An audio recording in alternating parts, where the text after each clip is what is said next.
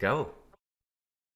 All right. Well, what's up, guys? Hope you're feeling alive right now. I'm Micah Keneally. And I'm Josiah Kennelly. We're your hosts of the Young Adults Today podcast, where we talk about reaching the next generation in our world today. That's And right. we are fired up to have a conversation about church That's planting right. with Jeffrey Portman. How are you?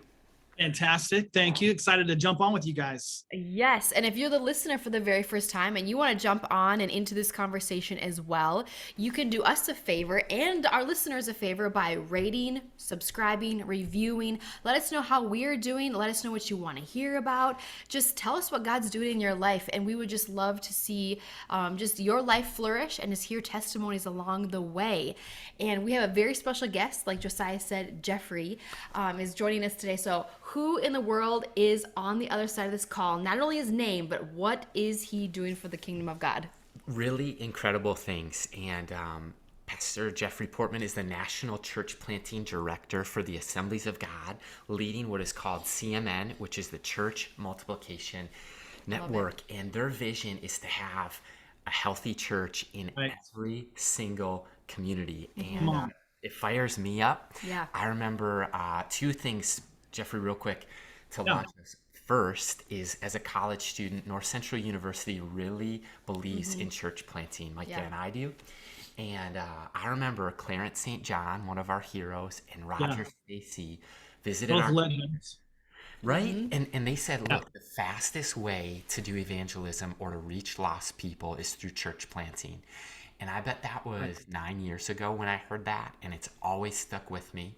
I grew up in a church that believed in church planting from the very beginning of that church starting. They began planting other churches. And so I just thought we could talk about church planting today, talk about the local church. But before we do you want to just maybe share some of your life story and leadership experience with us? Yeah. Yeah. Well, first of all, I'm just fired up about what you guys are doing. And again, your voice to this generation and also this topic of church planning. I mean, honestly, this didn't originate with the Assemblies of God. This is the heart of God. And it's Jesus is not our last hope. He's our only hope. And so, in order for people to encounter Christ, they've got to have in relationship with people who are on mission with Jesus. And the local church was God's plan to Mhm. just bring the gospel, the good news. And so I'm married 29 years to my best friend Joanne. We have two sons, Justice and Josiah. They're both married, so we have two daughter-in-laws, which Yes. we prayed for them before they were born, right? But super excited about that. All of our kids are on mission with Jesus, which is the greatest joy of our lives. Like, we were youth pastors for 20 years and in youth ministry for a long time. And people are like, well, what do you care most about? I'm like, probably our kids loving Jesus, right? I know you have two daughters. I mean, it's Yeah. not that everyone else doesn't matter, but to us, my wife and I, we just said, God, we don't care what our kids do, but we want to love Jesus. And so, we from the Northwest. My wife is from Hawaii, so I'm Norwegian. My wife is Samoan by ethnicity, and until about 2 years ago, all of our life and ministry together was in Washington. She's born in Hawaii, moved to Washington, fortunately for me, because then her dad was stationed there, and we ran into each other to barbecue. Long story short, Oh, I but love it. and so we both went to Northwest University. We graduated with our undergrad there, and just knew the local church is where it's at. Like, even in the role I'm in now, which is incredible privilege, we're engaged in the life of a local church. The thing is, I don't bring my neighbors to my office. I bring them to church. So it's not about what God's doing necessarily at our office here for CMN, but through the local church, right? So youth pastors for a long time, DYDs, network district youth directors for 10 years, church planning directors. And what's interesting is if you would have asked us maybe 10, 12 years ago, hey, what will you do for the next chapter? I would have said, we would have both said, probably take an existing church and then infuse multiplication DNA into it. Mm. And we need that. There's a wave. There's going to literally be like a third of our churches are going to need additional or new voices as pastors retire and Right. age out. So I'm all for that. And I know Pastor Nate Rush has talked on succession and written on it. And he's a dear friend. But I will say this, that God didn't ask us to do that. He said door A is to take an existing church. Door B is to plant a church. And we chose door B after fasting and praying. We planted New Hope Church. And I know we'll do a section later on called 5 and 5, but that was actually our vision, to plant 5 churches in 5 years. Wow. And to God be the glory, we got to see that happen around the Puget Sound. And then all of our churches were connected in some way to CMN, got training. So what's interesting is we were the beneficiaries of CMN. No one had to convince us of the value of the training, resource, all that stuff. We already had experienced the blessing of that relationship. So when I got invited to step into this role, it was, first of all, very out of the blue for me. My thing is I'm always trying to just be good at my current job. I'm never looking at what's next. I'm like, all right, Lord, I just want to be good at what you already have given me. And so now we have the privilege of helping pastors and leaders from across the nation, men and women, different generations, move forward in church planting. And I would add only one thing, Josiah, to the description of a healthy church in every community. When I got here, we added whether it's rural, urban, suburban, or anything between. Yes. So that kind of just a little snapshot right there of some of our journey. That's so good. We can definitely resonate with what you just said. Like even like the multi-site church, like equipping young adult ministry leaders in those places and spaces is essential, as well as letting them to know the needs outside the walls of the church. Like some of you are going to stay, some of you are going to go, and some of you are going to be going, meaning that you're going to plant something outside of these walls. But the seeds are waiting to be like, they're ready. Like the fruit is coming. We just got to get in the trenches and start doing that.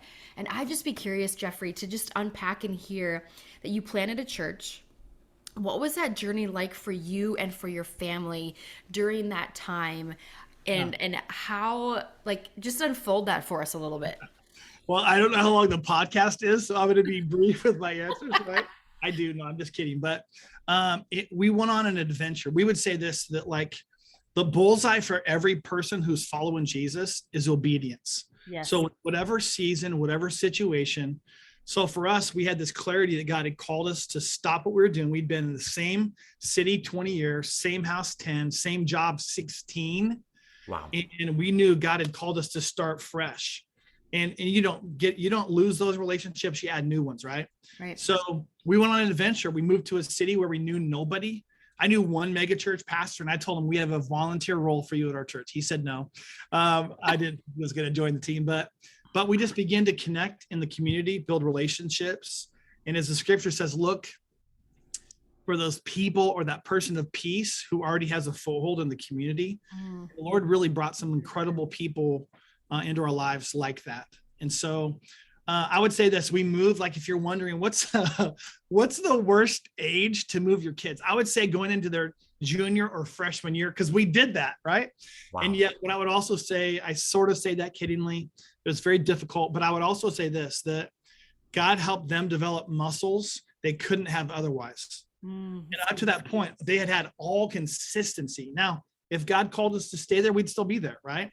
But I think sometimes as parents, whether that's, an older parent like me or a younger parent, we think, oh, I don't know if our kids can handle it. I'm telling you, when you follow God, your kids experience faith lived out. They develop faith muscles.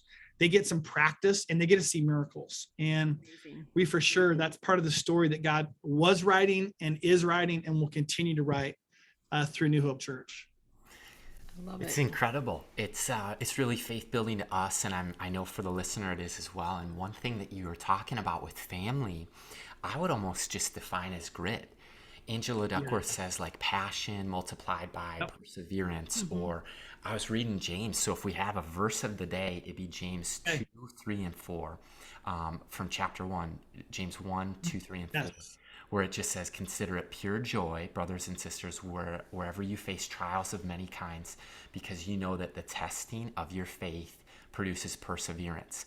Perseverance must finish its work so that you may be mature and complete, not lacking anything. And I journaled this morning, full transparency, how excitable of a person I am. And Micah can verify that, whether it's people or sports or just life itself. I'm very excitable. It doesn't take a lot for I'm Right. really simple, really excitable, but I think sometimes I might lack endurance. Okay. I remember being 18 years old. A buddy said, "You want to run a marathon?" And I graduated high school, and then the next weekend we ran a marathon, and I hadn't trained at all. And I discovered what endurance running was that day, 26.2 miles. And Oh I my goodness. finished, but Okay. it would have been better. I was excited. It would have been better with endurance. And I think of how your kids got to Yeah. see these miracles, got to grow new Yeah. muscles, and void of a struggle, there's really a lack of strength. Come on. And Good so word. I love what you were saying, and I'm inspired as a young dad, taking notes about that. And we want Yeah. to raise gritty girls, Yeah. people who Yeah. love Jesus. Yeah. And I would just be curious your thoughts, maybe on vision for church planting. Yeah. What role would you say it plays in reaching lost people, planting a church, finding a new community, or launching something, kind of pioneering ground that's never been broken before? Yeah. Yeah. So, I mean, I think church planting itself engages people that sometimes may have been on the bench before, and some of it is forced. Like you just need people. But I think about Jesus, right? That's our model, okay? Obviously, right? As followers of Jesus, he's the one we look to. Mhm. And I think the one guy in the history of the planet who could have done ministry alone didn't. He built a team. He engaged people. And who did he choose? Unschooled, ordinary people. Now he had some Rhodes scholars and Paul and other people, right? Right. And he had wealthy and poor, but he engaged people. And I think what happens when you step out to plant a church, you're birthing something and you're desperate. And I would say this dependence isn't weakness, it's wisdom, right? And so you're dependent on God, you're dependent on other people. You have to cast what we call the clear, compelling, and consistent vision, but it's about Jesus. And so the main thing is just so evident when you're launching hope into a broken community, right? And we'd say it this way, that the gospel's good news for broken people like me. And sometimes as pastors, like professional pastors, we'll say, the gospel's good news. Now our face doesn't show it, like the gospel's good news for broken people like you. But when we look at it and go, man, I'm desperate for God's grace, and I'm a recipient. So I want to be a conduit. I want to be a carrier of it, but I also want to be a conduit of his grace. And so church planting, I mean, this is like empirical data. So people don't even have to agree. It's just fact. Church plants reach more people. And I think some of it is because there is an urgency, there's a newness, there's a heightened ownership. And I'm for the existing. I'm for what I would call like pioneers and settlers. I'm for both. We need both. In fact, we couldn't have pioneered without settlers, right? So it's not either or. But I think for all of us, it's easy to drift into have mission drift, or to drift away from some of the clarity that we used to have, and you get a little comfortable. And so church planting just is like the antithesis of comfort. Like you're just stretched, you're more prayerful. And I think the question every leader should ask is, if I'm not planting a church, how should I help someone? Because, I think of this metaphor, like when your parents found out they're going to be grandparents, they were fired up, right? They couldn't, I mean, come on, and then their daughters are born, right? And what happens is you engage more people, and people get to be a part of the celebration. And when you plant a church, you're having a baby, right? It's messy, you're tired, but there's never been more joy. Right. And I think people see it at a church plant that there is like hope for all of us, right? I can be messy and broke up and third marriage and addicted and abused or whatever. And yet there's this message of hope that's declared. And church plants, I think, because we don't have some of the other stuff, it's like, we're just going to give you the basics. Right. And basics are like what's most important anyways. So I get fired up, and I could talk for hours on this. So I don't want to be wise and judicious with the time, but No, I think that's amazing. The image I keep getting, Jeffrey, is as you're like just answering this question and unpacking it for us and for the listener, is you said the pioneers, and we need the settlers. We need the people who are going to settle, the people who are going to be the pillars of this church for the next 20, Right. 30, 40 years, hopefully, that we're successful as pioneers to cast a compelling vision that is going to outlast us, that Right. it's a legacy that's going to have a kingdom impact. And the image I keep getting is kind of just like settling even in the US. Like our ancestors came over here, Yeah. they went on all those different boats, they signed up, they signed in, or they fled from wherever they were, Right. willing to pioneer, start something new, get dirty, get gritty, and step into the land of the unknown and unfamiliar, whether it's a language barrier, whether it's an ethnicity thing, whether they were like cast out of the land of which they were coming from, but to willing to go in the mountains, go in the dead of winter, go up these like trails to Right. all the way to the West Coast. I'm just like, Lewis and Clark had been out of their ever loving mind to do For what they sure. did, but they pioneered things that Yes. they started something that everybody else, they caught the vision. There's more. Yeah. There's That's right. more. And I Yeah. think church planting is for the non-believer or the believer who quote unquote might be getting bored, or they're not putting the full life that they could behind the relationship with Christ and actively living it out. Wow. I want to get on the back of that wagon, but I want to help push. Come I on. want to get back. Yep. I want to get back into the church and give back to the people who've poured into me. And if I can do that through a church plant or through, you know, serving on a team on a Sunday or become a pillar of this church, I just think that that just creates a buzz and an excitement that can last. You know what I mean? It's not going to die and fizzle out as long as you are faithfully stepping into a deeper relationship with Jesus.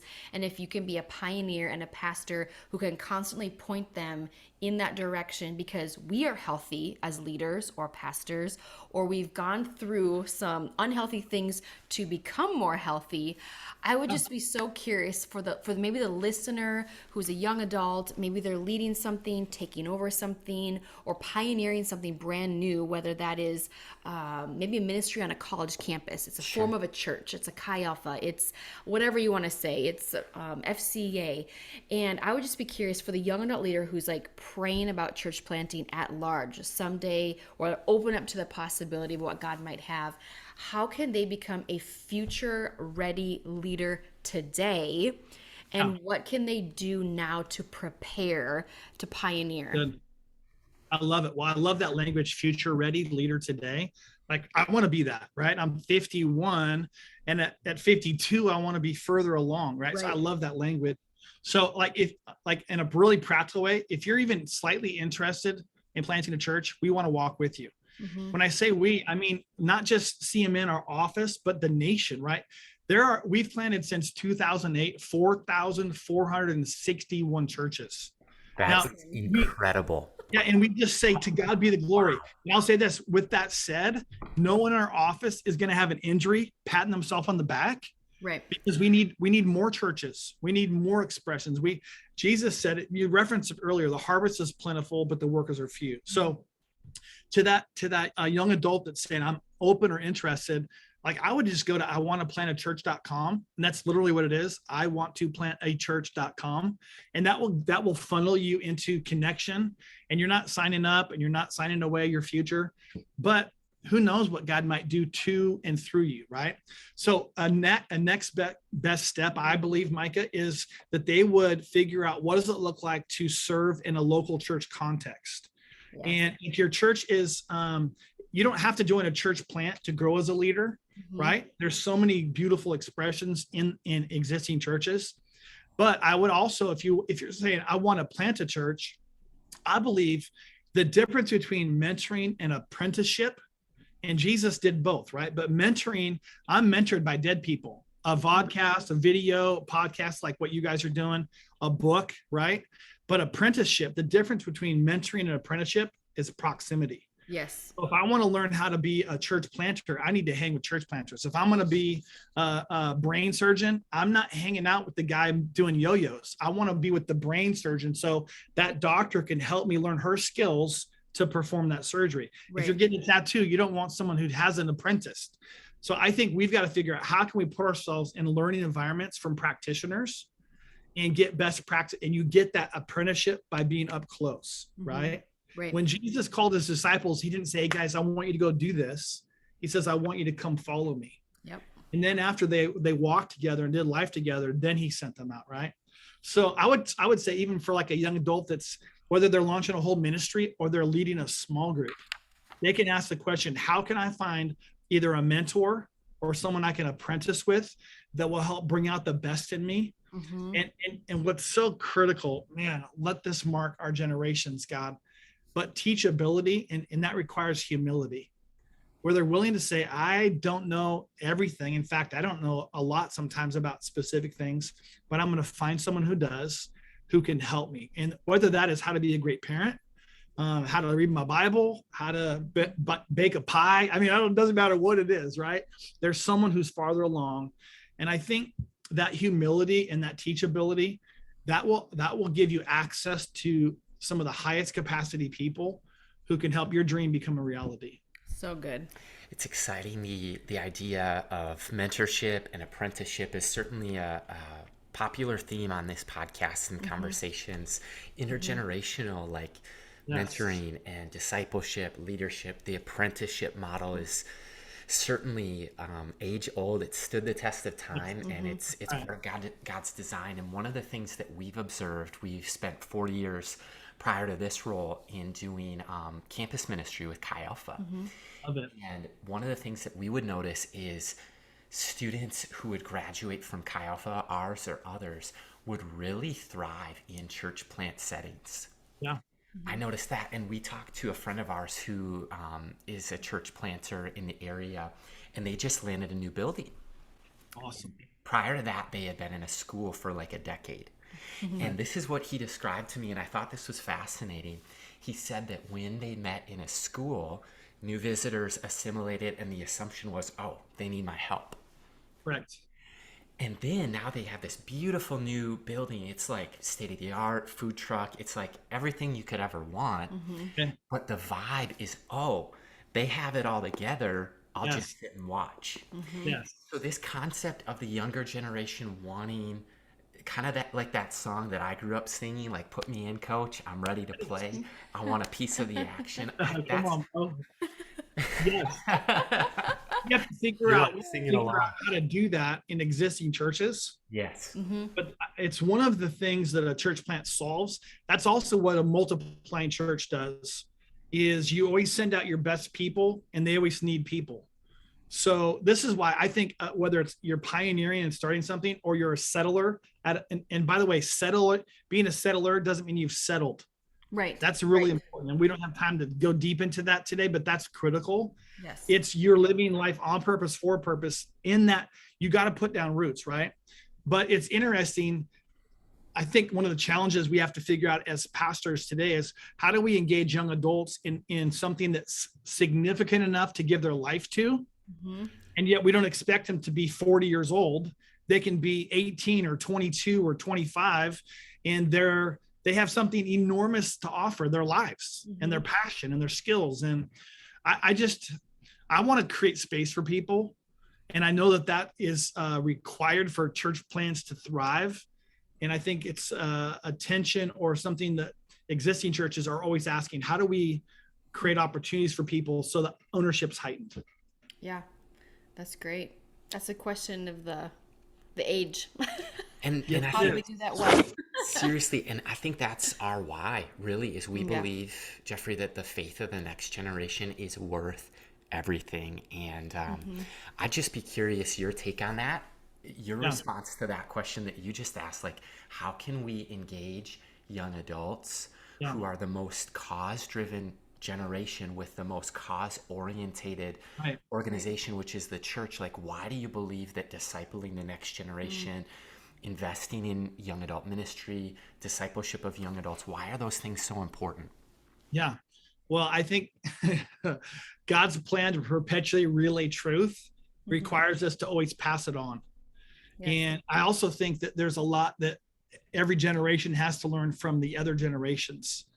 And a guy that mentored me in classes over the years, Earl Krebs, talks about reverse mentoring. And I think there's power in that partnership, right? So, but why should and why could someone disciple a young adult? Because they don't have next, they have right now. And for us to say, well, you need to wait until, you don't need to wait for anything. Joan of Arc was 14 when she went into battle. And it was quoted that she said one day she was talking with another rival general, same army, but rival general. And he says, what are you going to do when you go into battle and no one's behind you? And she says, I won't be looking behind me. I'm like, We need Mic drop. what I'm saying. We need people like that. They're like, I'm all in, whatever it takes. And I think we under challenge young adults. Go, well, you're going to have a season where you just kind of figure stuff out. Why do they have to wander and drift? You can wrestle right where you're at. And I think if you don't wrestle with your faith, you outgrow it, but you don't have to wrestle outside of the church. The best place to wrestle with it is in the church with people who are a little bit farther along, which is what, the scriptures tell us to invest in, pour into generations into generations. But I think the other thing that's so critical, Josiah and Micah, is that I think generations reach generations. Yes. And I think that we need 20-year-olds and plus 10 years or minus. A 10-year-old is going to have a voice with a 10-year-old, a 20-year-old with a 20-year-old, a 50. Now you have reach on both sides. But when I'm sitting with a friend who is a peer and they're saying, here's things I'm wrestling with, here's some ahas of who God is and how great he is. And man, there's a teachability, I think, that's heightened. And so, and ultimately my final answer is this: like, success as a Christian is what Jesus said, go and make disciples. Yeah. So I would say this: our culture tends to want to make duplicates. Jesus calls us to make disciples. That's good. That's so good.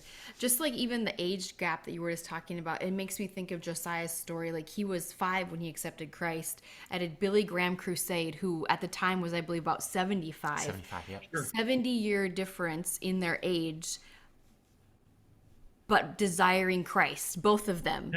Yes. Billy Graham saying, hey, if you want to accept Jesus, come on down. Josiah's like, Dad, I want to go. Let's go. Like, just even that alone, like just thinking of that visual, I obviously was not there, but I'm just like, what an opportunity that the church has to do the same with the people around them, when we should not be hesitating. We should be holding hands.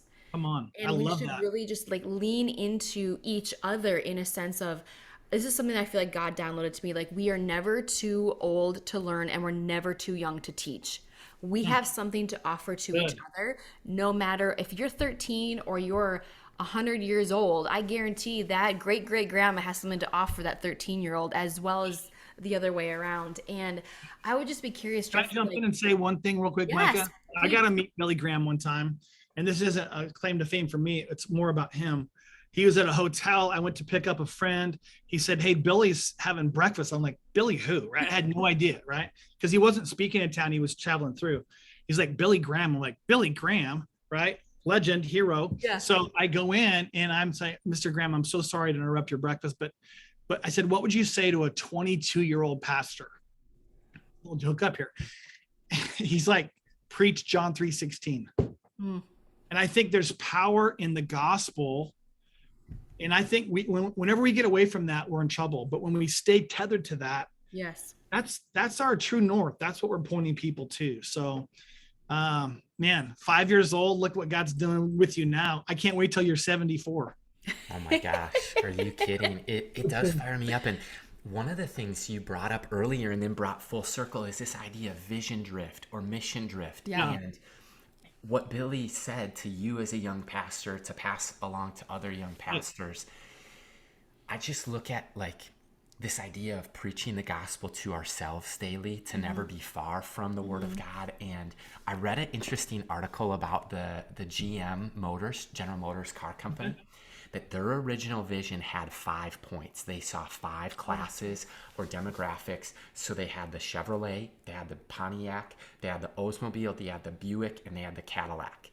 And they were all at different price points for teenagers, 20-somethings, middle age, grandparents, and the wealthy. Right. But over time, I was reading and it was fascinating. All those employees are no longer with GM. Right. Probably the founders are even no longer living, but their mission drifted. And part of why a few of those sub companies didn't make it, mission drift. They began competing for the same customer. Wow. The Corvette made by Chevrolet should have never existed under the name Chevrolet. It would have fallen under Cadillac because but missions drift.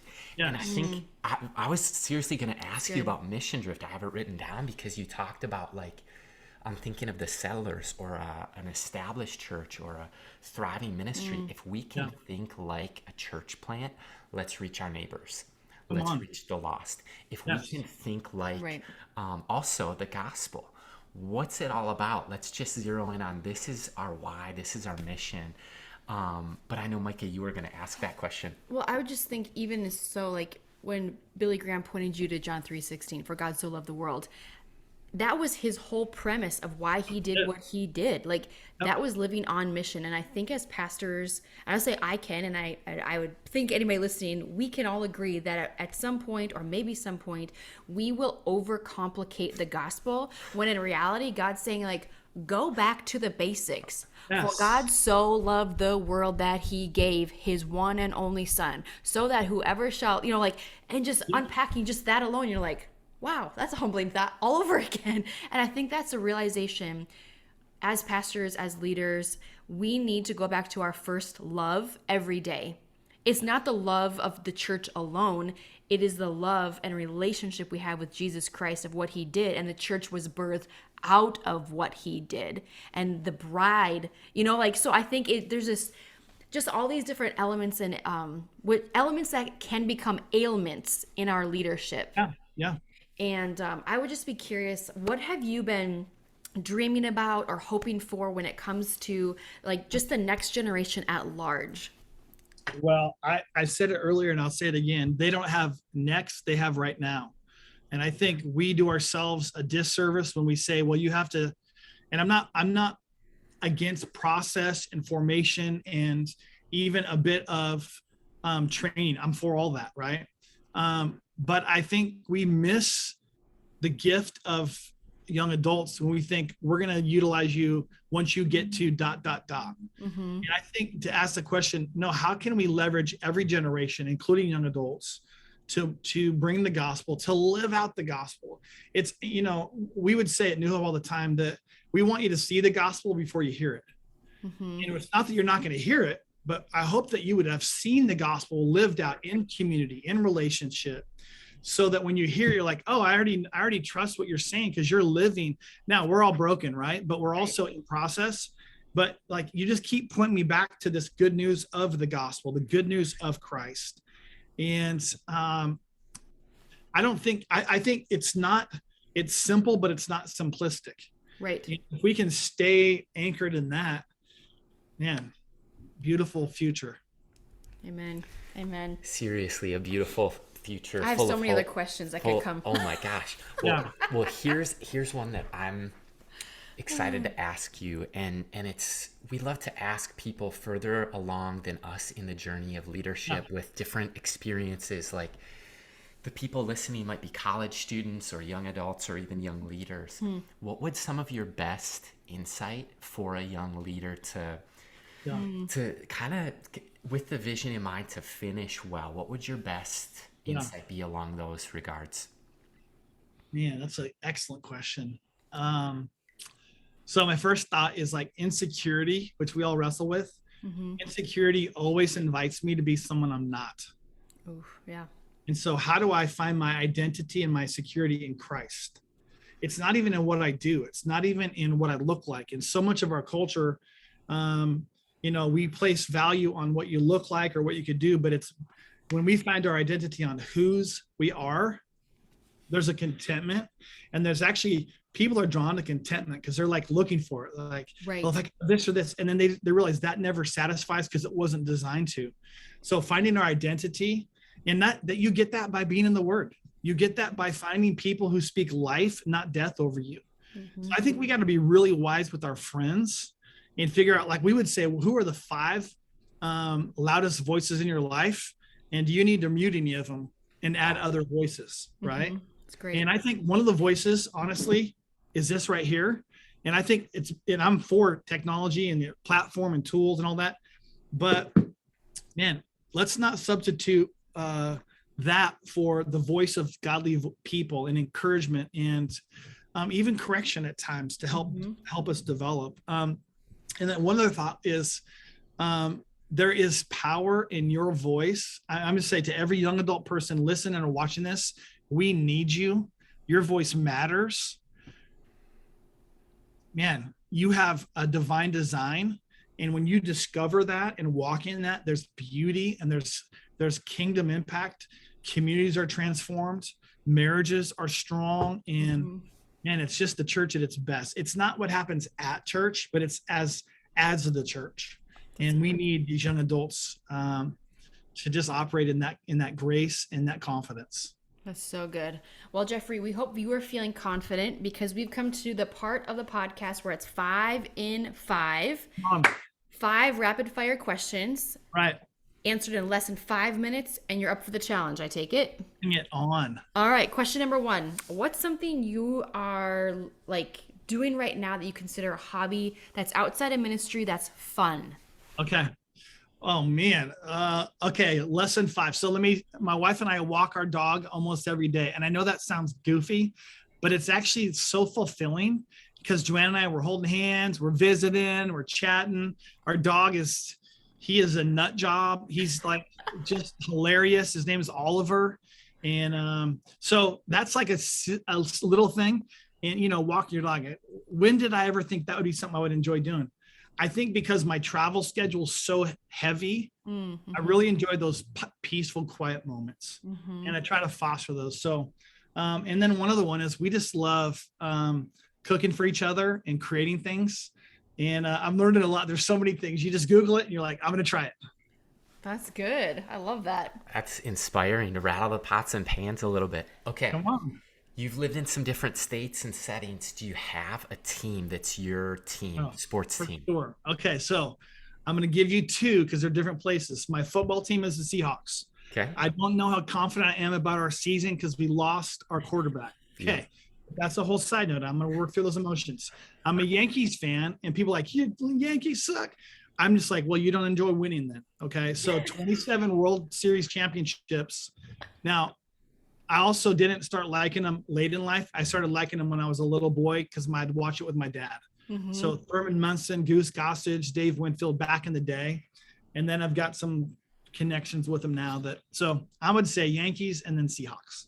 Oh man. Well, then here's the curveball. Question number 3. If you could ask Josiah and myself a question today, what would you ask us? It can be anything, ministry, non-ministry, whatever. Anything that comes to mind. Okay, so if there's one decision you could make all over again that you've made in the last month, what decision is that? Oh man, alive. Like, I'm going to run it back. It was so good. We're doing it again. We're saying yes to that all over. On the other side of your yes, what's your next yes? Oh my gosh. Okay, well, we went public with becoming a 501c3 nonprofit within the last month. So we are officially Young Adults Today, stepping out of our role with Chi Love Alpha, it. Yeah. publicly announcing that, and just having, I don't know, just the people around us spur us on, and knowing that we're taking a leap of faith and we're stepping out of our comfort zone. We were on the diving board, I felt like, and we're yelling 1, 2 over and over, and I think we're just Count down God's for like 10. three, Yeah. So God said jump, and we jumped, and I say I wouldn't take that back as of now. So I hope it keeps going. The legacy that we want to leave behind is That's great. doing what we're going to be doing more of within the next year and beyond, hopefully. Okay. We're like Micah said, like less than a month in. We don't regret it. We don't think that any of our steps have been missteps.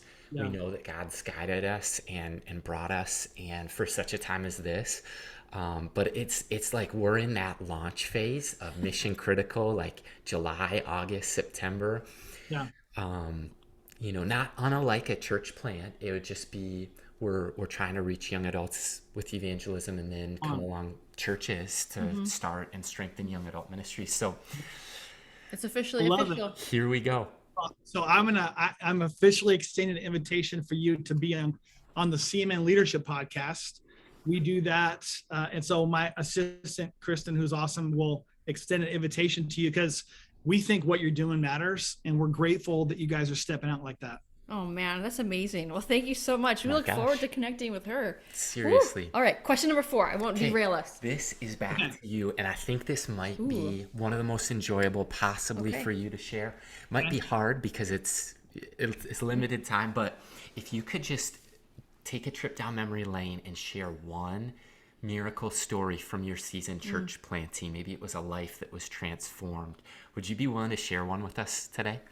Yeah, and I have about 50. So it's just figuring out which one I want to share. So I'll share a super abbreviated version of what I have two Janets, and they're both like 70 plus old ladies in our church. I still say our because it's always ours, but Rodney and Kate are leading the charge and we're cheering them on. But Janet, long story short, husband had died. She's lonely, doesn't know Jesus. She's mad at God, but doesn't believe in him. That's her quote. Okay. I'm mad at God, but I don't even believe in him. Right. So it wasn't like she just like, I don't even know. Right. So Jill, one of the gals who was on our team, worked at the YMCA down the road in Puyallup, and she noticed Janet. Janet would get on the treadmill and she would put the treadmill on 1, right? Which is just slightly lower than my speed, which is like 3, right? But she would get on it and she wasn't going to die jogging. Okay. I'm just telling you, she's not like a super fit person or a fitness fanatic.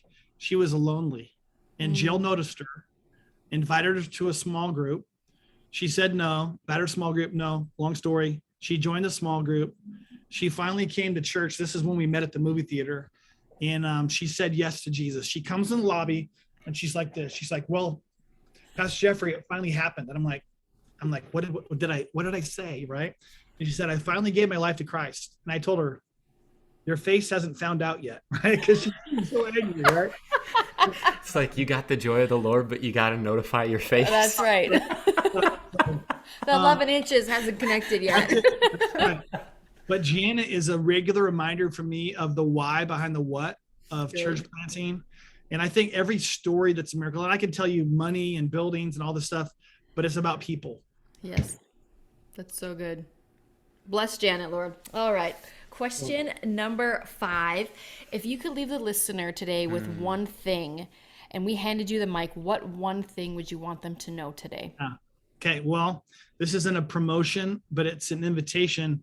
I'm writing a book. It's going to be coming out in a few months, but it's called Delayed Destiny. Here's the one line I'll leave you with. Slow motion is still motion. Sometimes what we want to have happen fast takes time. Slow motion, even if it's incremental, God often grows us just step by step. And all of us have a delayed destiny, but we got to keep going that direction. That is so good. Well, that leaves me wanting more. I'm excited for the launch of your book. We can't wait to order it, to share it with the listeners. And we'll try to schedule this episode on book launch day. Oh, that would be awesome. Yeah. Where can people find it, and any other thoughts on Delayed Destiny? Yeah, well, it hasn't even been published yet. I just literally, my wife and I finalized the book cover that we like today. So it will come out this September. Okay. And pretty fired up about it. It's been like, I told someone, they asked, how long have you been working on it? I said, I'm like 2 years. They said, really, you've been working on it your whole life? Because it's the story of what God's done. And I won't take time on it, but yeah, it rolls out in sometime this fall. And the overarching premise is slow motion is still motion, and God's working, even though sometimes we can't see it. Yes. Not just because of the song, but true. And the key character is Joseph. And you just look at some of the principles of his life, of lessons he learned, and really the goodness of God throughout all of it. That is so good. It's amazing. And I'm picturing the listener might be listening in a dorm room, or you can think back a few years to a dream that God's given you. Yes. And you feel like it seems impossible. You feel like it seems so far-fetched. But that's what God calls us to, and he never leaves our side. And so I'm excited for you we trust Jeffrey's voice. We are inspired by you today. And we just encourage you to pick up a copy of Delayed Destiny wherever books are sold. And Jeffrey, we just want to say thanks for taking time, investing in Micah and I, and in this community of young leaders. My pleasure. Thank you, guys, and keep up the great work. That's amazing. Thank you so much. Once again, this is Micah and Josiah signing off.